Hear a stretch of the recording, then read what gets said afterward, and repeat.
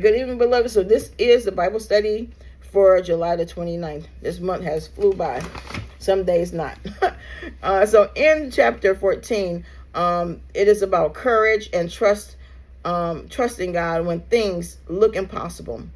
Jonathan, Saul's son, along with his armor bearer, believed God, and they climbed up a cliff, and the two of them, defeated the Philistine army. How this relates to our lives today: if you trust in God about whatever the situation is, put in God's hands and you don't touch it, and you trust God and ask Him for His plans and His decision on a thing, and you put that in His hands.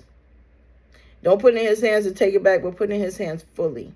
The Lord will allow you to win a battle that is not even yours, and then it'll look like it's you, but it's really the Lord, because you know two men could not defeat a whole army, but God upon them, they accomplished this mighty task.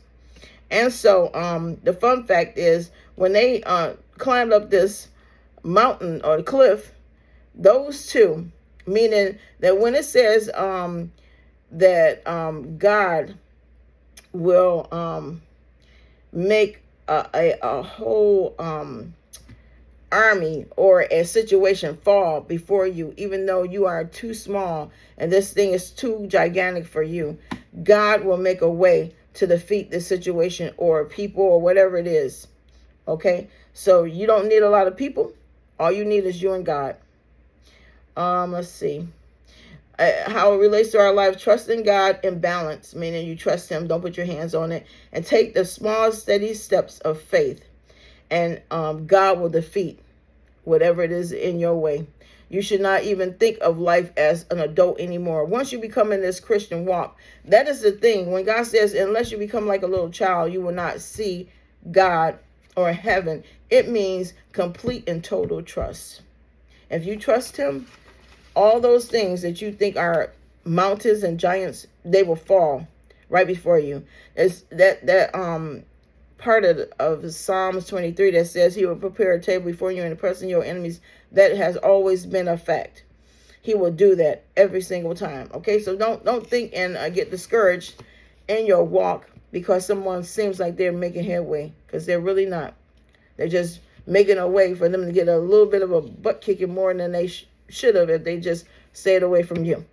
Okay, now that situation was not blowing up, because God will show up for His children and make a straight way. All right, so let's get into it. Jonathan's daring plan. One day Jonathan said to his armor bearer, "Come on, let's go over to where the Philistines have their outposts." But Jonathan did not tell his father what he was doing. Meanwhile, Saul, his father, and his 600 men were camped on the outskirts of Geba, around the pomegranate tree at Milgrom. Among Saul's men were Ahijah, the priest, who was wearing the ephod, the priestly vest. Ahijah was the son of Ichabod's brother, Ahitub, son of Phinehas, son of Eli, the priest of the Lord who had served at Shalom. No one realized that Jonathan had left the Israelite camp. To reach the Philistine outpost, Jonathan had to go down between two rocky cliffs that were called Obzez and Shinar. The cliff on the north was in front of Michmash, and the one on the south was in front of Geba. "Let's go across the outposts of those pagans," Jonathan said to his armor bearer. "Perhaps the Lord will help us, for nothing can hinder the Lord. He can win a battle, whether he has many warriors or only a few." "Do what you think is best," the armor bearer replied. "I'm with you completely, whatever you decide." And the Holy Spirit is like that too. He is our ride or die when we're right. and for Jonathan, his armor bearer was his ride or die. He didn't care if they died or if they win. He was with him. "All right then," Jonathan told him, "we will cross over and let them see us. If they say to us, 'Stay where you are, or we'll kill you,' then we will stop and not go to them. But if they say, 'Come on up here and fight,' then we will go up. That will be the Lord's sign that He will help us defeat them." When the Philistines saw them coming, they shouted, "Look, the Hebrews are crawling out of their holes." Then the men from the outposts shouted to Jonathan, "Come on up here, and we'll teach you a lesson." "Come on, climb right behind me," Jonathan said to his armor bearer. but the Lord will help us defeat them. For the Lord will help us defeat them. So they climbed up, using both hands and feet, and the Philistines fell before Jonathan, and his armor bearer killed those who came behind them. They killed some 20 men in all, and their bodies were scattered over about half an acre. That is a lot of territory and a lot of people. Suddenly, panic broke out in Philistine army, both in the camp and in the field, including even the outposts and raiding parties. And just then, an earthquake struck, and everyone was terrified. Israel defeats the Philistines. Saul's lookouts in Geba of Benjamin saw a strange sight. The vast army of the Philistines began to melt away in every direction. Call a roll and find out who's missing, Saul ordered. And when they checked, they found that Jonathan and his armor bearer were gone. Then Saul shouted to Hajib, "Bring the ephod here." For at that time, Hajib was wearing the ephod in front of the Israelites. But when Saul was talking to the priests, the confusion in the Philistine camp grew louder and louder. So Saul said to the priest, "Never mind, let's go on and let's get going." Then Saul and all his men rushed out to the battle and found the Philistines killing each other. There was terrible confusion everywhere. Even the Hebrews had previously gone over to the Philistines' army, revolted, and joined in with Saul. Jonathan and the rest of the Israelites, likewise, the men of Israel who were hiding in the hill country of Ephraim, joined the chase when they saw the Philistines running away. So the Lord saved Israel that day, and the battle continued to rage even beyond Beth-aven. Saul's foolish oath. Now the men of Israel were pressed to exhaustion that day, because Saul had placed them under an oath, saying, "Let a curse fall on anyone who eats before evening, before I have full revenge on my enemies." So no one ate anything all day, even though they had all found honeycomb on the ground in the forest. They didn't dare touch the honeycomb because they all feared the oath that had been taken. But Jonathan had not heard the father's command, and he dipped the end of his stick into a piece of honeycomb and ate the honey. After he had eaten it, he felt refreshed.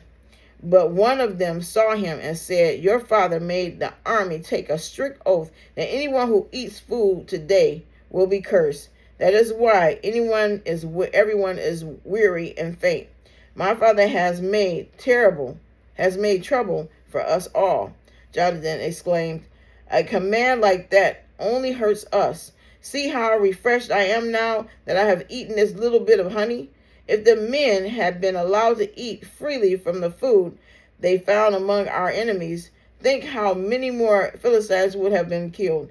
They chased and killed the Philistines all day, from Michmash to Aijalon, growing more and more faint.